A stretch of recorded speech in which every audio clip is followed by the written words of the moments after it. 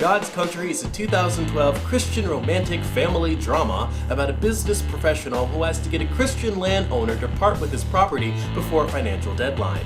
But while she's there, will she leave her money-loving ways behind and come to the Lord? You already know the answer to that. So our film opens on our lead Megan Doherty, played by Jen Gaston. She works at a number office, where she handles all big, important number problems. 4? They're crazy. Why don't you just get up and walk out right now? Okay, calm down. Honestly, we put a solid offer on the table. My clients are selling for 4? No. Richard, please, sit down. My parents were eaten alive by 4 sharks, and to this day, that has left me with a crippling, paralyzing fear, not of sharks, but the number 4. But in all seriousness, she doesn't work at a number firm. She's a woman in a Christian movie, which makes it pretty obvious what her job is. It goes housewife, real estate agent, and anything else.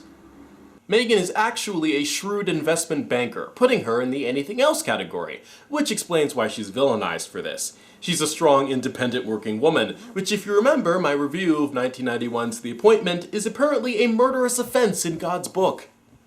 So are we all set for tonight? The decorations are up, the caterers start serving at 8. Everyone knows to be at your house by 7 or die by the hands of Megan Doherty. I can't wait to show off my new outfit tonight. Like always. Are you implying that I'm self-centered? Thank you for helping me with my character exposition. No problem, I'll just go back to playing your gay best friend who can't actually be gay in this movie.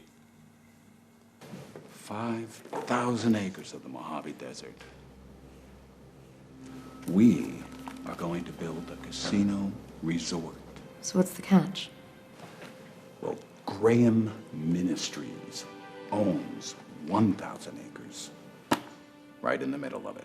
Eden Graham's land is in foreclosure, so Megan's company sends her to the Mojave Desert to charm him into selling it before it goes up for auction on Saturday.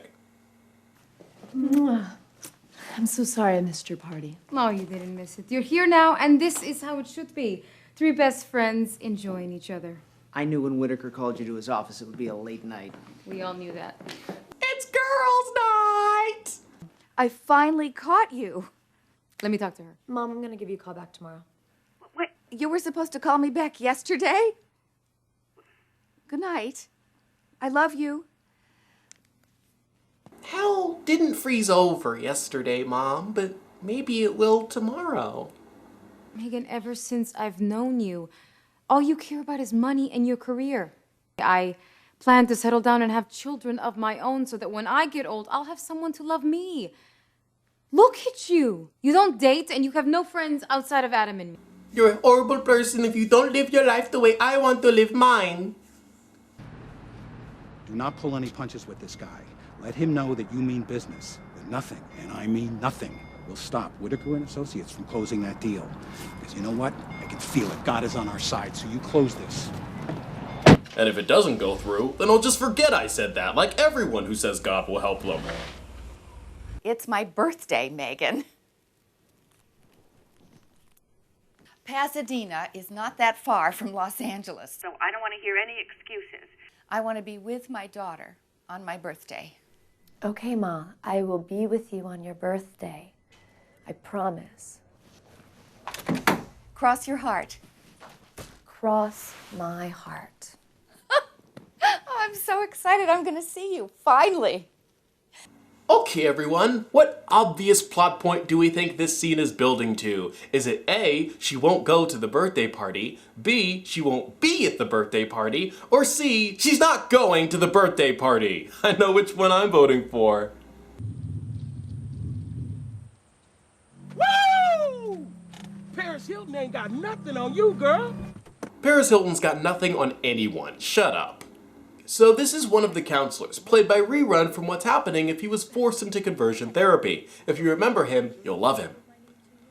Look, you're behind on monthly payments, behind on your taxes. We're just trying to help. I may be a little late paying this mortgage, but I serve an on-time God, and He will deliver us from this financial hold your bank has on us. Mr. Graham. That's stupid. Seriously, I should use that line myself sometimes. Yes, I know I'm a few months late on that bill. I think you should know first and foremost, I serve an on-time God. Our ministry's taken a big hit. Churches can't tithe the way they used to or pay extras for the kids, and that trickles down to people like us. It just trickles down, does it? It just trickled down? Oh, I just feel so sad that this guy fucked up getting rich at one of the easiest ways to get rich. Stay here for 6 days. See what it is we do here. Watch God's blessings unfold. If by some chance you don't see why this land is so important, I'll sign your deal before the land goes to auction so you can get your big commission check. Take the check, gather your Christian folk, and go build a church in a new location. Near a city where people actually live. It's not over till God says it's over, and God hasn't told me anything. Gee, that reminds me of the insane waiting for God lines from Daniel's Lot. I know you won't understand, but God spoke to me, and he more or less told me to build a cross on the lot to show people that Jesus is alive. Are you insane? The deal remains between you and me. Can't tell anybody else. I don't want people around here to judge or treat you any differently than the rest of the guests, okay? One of those annoying mistakes in movies is when a boom mic enters the shot by accident. Fortunately, God's Country avoids this by not using boom mics at all in its production. Listen, why don't you join my church's congregation? You can be our special guest. And it worked out so well for them. Sure, whatever you say. Awesome, thank you. Well, I guess somebody didn't get the camp memo about appropriate attire. You look like you've had sex before and would like to have it again at some point. Down here, we call that a whore. Welcome to God's country. I want you to shake away all the worries of your day-to-day rat race and peer pressure, and especially video games, social networking, and texting. Before we begin, I want you to turn to the person to your right and left and give them a big, welcoming hug. Even though this is the platonic action, we do strongly prefer if these are opposite gender hugs. Just show me to my room so I could get on my laptop and make a few calls. And I'll be awesome. Megan, you're kind of missing the point of what we do here in God's country. And that is? Nothing. We unplug from arbitrarily chosen technologies to feel good about ourselves. It's one of the few ways we can. And if you suffer at all, that means it's working. Feeling bad is good. When a bug scares Megan out of her trailer, Eden's handsome son Joshua takes care of it for her. But he leaves his derpy sister, who might actually be the babysitter from The Incredibles, to be her roommate. What? Do you mind if we just say a quick prayer before we head in for the night? Pray on. Okay.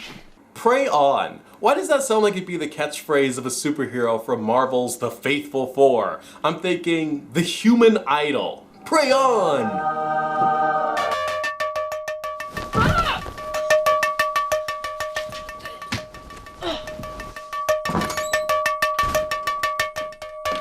What is wrong with you?